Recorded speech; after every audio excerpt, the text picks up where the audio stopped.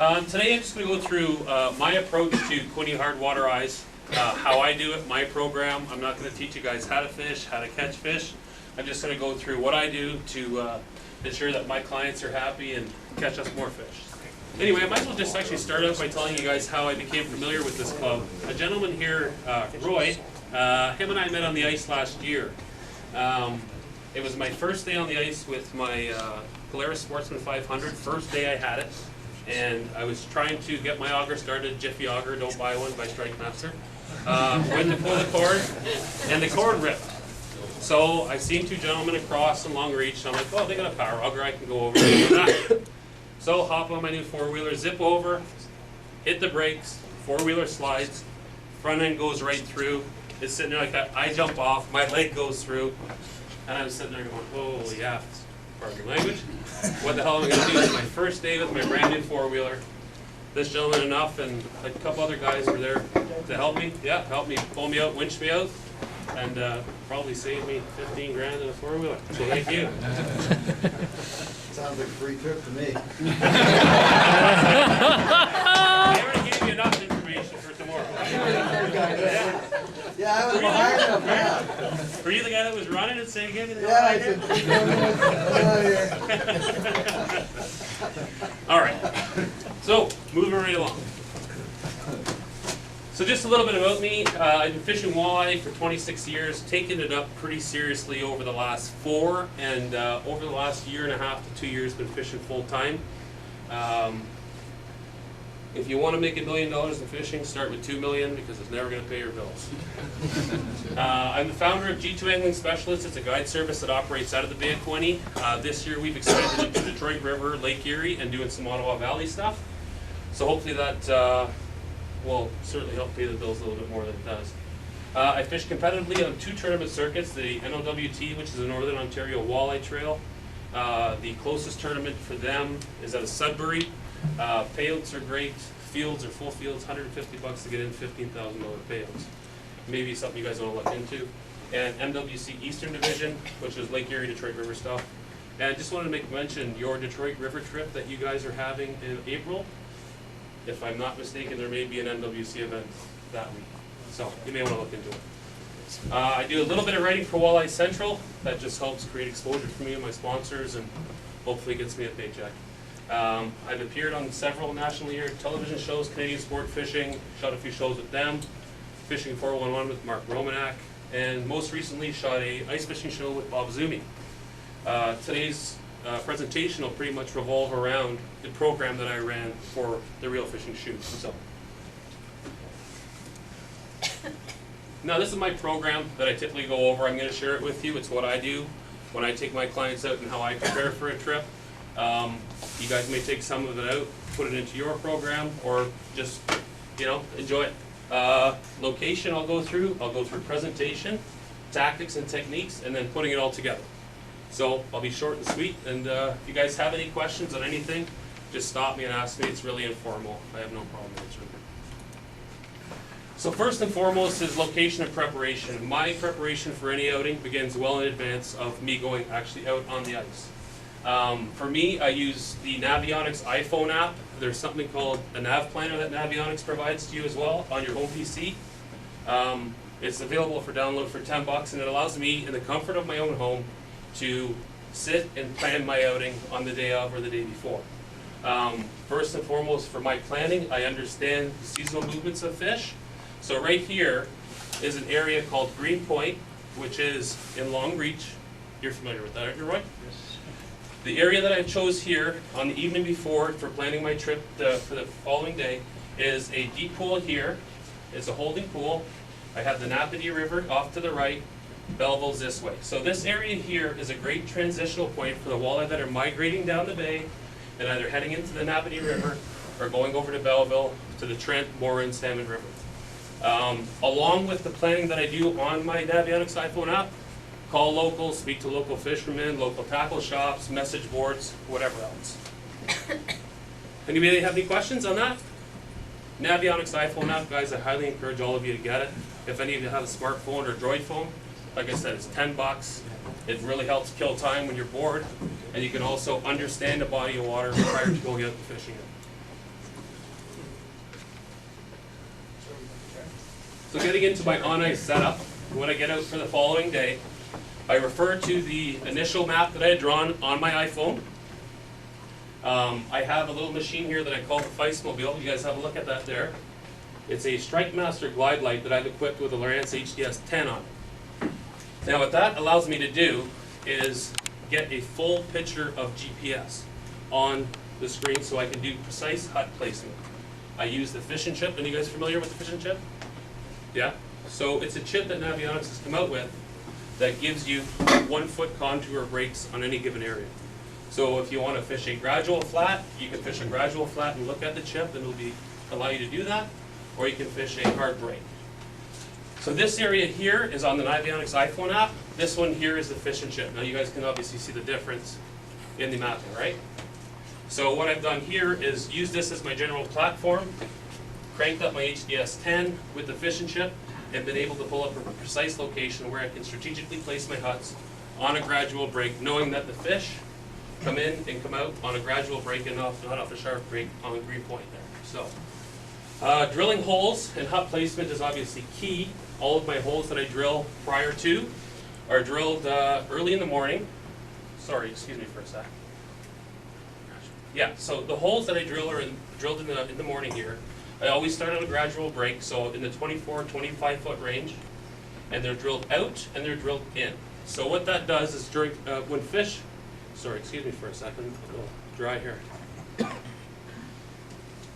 What happens is these fish during the day, in the mornings they're out on a mud flat here, and in the evenings they migrate, they migrate out to the mud flat, and in the mornings they're all in the gradual break here, and during the day in high light conditions, they come into the deeper water here. So what happens is, for the initial hut setup, I'm here intercepting fish coming out and fish coming in. As the day progresses, I'm able, with 16 holes drilled with this way and that way, I'm able to follow the fish coming in and coming out. Go over the next one for me. So here I've kind of drawn a map for you. So midday is the red icon. You can see the hut from the morning is slid into the deeper pool, all depending on light conditions. So light penetration through the ice, these fish become highly spooked and they will move to deeper water. The black is the evening, which I slide them out a little shallower onto the mud flats. And again, all depending on light penetration on the ice will be dependent on where I put the huts. So, special note, yeah, one hut sequence, like I was mentioning here, a sequence is this unit right there, is 8 holes going into the shallows and 8 holes going out. All holes are drilled in the morning. What that does, it allows you to minimize noise. Walleye become very, very spooked when you're constantly drilling holes, and will certainly screw up your fishing throughout the day, especially if you got to get up and move every 10 minutes to drill holes. The most important thing is drilling all your holes in the morning. It allows you to conserve energy for the rest of the day. So when the lights when light becomes greater, you can just pick up your hut, slide out, scoop out your holes, put your hut down, and when it becomes less, pick up your hut, slide out, and just scoop it out and you're good to go. Any questions? How far are you drilling your holes apart? Probably around 40 yards. And when I say 16 holes, I'm using a 2-man hut. So that's 2 holes per hut. The electronics that I use, I personally use Vexilars, FL20 and FL22. In my opinion, they are the best ice fishing flasher out there. They use brush technology and not LCD. They have 1/4 inch target ID separation. And what I love most about Vexilar is their bottom block zoom. So 6 and 12 foot, especially when you're fishing walleye, gives you the ability to see when a fish sneaks in on the bottom, and you can really dial that in. The tri-beam ice deucer on both of these units is real good, especially when you're fishing in 15 water. You throw in the big ice deucer, the 20 degree, which allows you to spread out to a greater area, or deeper water is the 8 degree and you're right straight down. This is a new toy that they sent me this year, is the Vexilar Fish Scout, which is a really cool tool. It's a color LCD camera. I mean, there's no use for anybody to really have one except for blowing money and having something to play with. It's a great tool, again, to kill time. One thing it does, if you ever want to get one, it helps you define transitional points in anywhere that you're fishing. I mean, if you get on a good hole that allows you drop the camera down, you're able to see a transition from sand to gravel or gravel to mud. And those areas there that you find with the camera are key areas that you should probably set up on, especially on the Bay of Quinte. Transitional points by far most are the most productive areas there. Not only that, last week, for example, I had 3 huts set up. A good friend of mine, Mike Weaver, was in the middle. I was on the left, and my buddy Jamie was on the right. And an evening bite, he hit 6 fish, we hit 0 each. We're probably within 30 yards of another. And we're sitting there going, what's going on here? Drop the camera down, he had 5 big rocks just right there. And that's what that gives you the ability to tell. So, any questions on any of these units? Do you find that when you put the cameras down, it actually spooks the fish? Oh, sure it does. I found that huge. Yeah, I've actually never had a fish strike on a camera, not a walleye. I've seen perch and crappie do it. Yeah. But walleye, I mean, with the LED lights, it's really bright. So yeah, it does.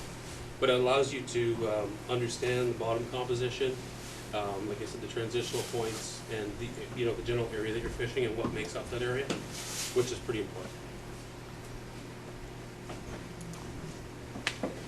Lure selection, predominantly Northland products.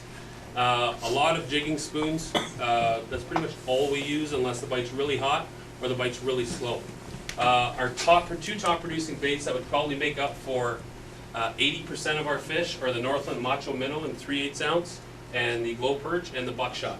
The Buckshot in a variety of colors has been one of our top producers, while the Macho Minnow in Glow Perch and Fire Tiger and Glow Fire Tiger.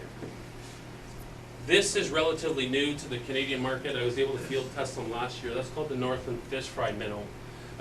It's been a great bait if you're fishing skinnier water, meaning 20 feet and below. The maximum size they've made it is in 1/4 ounce for whatever reason. I don't know why. I wish they would have made a 3-ounce one, 3/8 ounce, but they didn't. This is the Northland Moxie Minnow, which is more of a flutter spoon, so the fall rate on it's real slow. Again, not very good for deep water conditions. The glow part, where I put glow versus glare, another real important piece to Quinte fishing, and from my experiences, in low light conditions, I've always switched over to the glow baits, and using a headlamp or using your cell phone with a light on it and charging it and dropping it down, more often than not you'll trigger more strikes with the glow than you will with the glare. Glare meaning like the gold backs, the silver backs. So in high light conditions and when you slide out to deeper water, the gold backs, the silver backs tend to pick up more sun reflection, let off more of a shimmer and a shine, which calls fish in. In the evening when there's not much light, the glow seems to work better. So just being aware of that and kind of switching back and forth as light conditions warrant it is usually pretty beneficial. This is the fire-eyed minnow. Again, I haven't had much success on it because they don't make it big enough. I've asked them on a number of occasions too, but they already carry 15 million SKUs, so it's just not going to happen. This bait here is that is called the minnow trap. It's a new blade bait that they've come out with. That I call it a kicker rod. So you have 2 holes in the Quinte. You have that one sit beside you while you're running your jigging spoon. This has picked up a lot of big fish on a number of occasions for me. I don't know what it is. It's just, I guess, the vibration when you're ripping up on a blade bait off the bottom that calls a lot of big fish in. But if you're going to run 2 rods, run one with a jigging spoon, or run something with one of these here, like the puppet minnow, another phenomenal bait, 1.5 inches, 2 inches. This one here is, you guys may be wondering why I have that up there. A good friend of mine, Gord Pizer, told me about the Klaken wrap. He used them out on Lake Manitoba, somewhere in Manitoba, one of the big lakes out there. Lake Winnipeg? Lake Winnipeg, yeah. And he was tipping those with minnows and jigging in 18 feet of water, and the clack from that thing, you could hear it on top of the ice.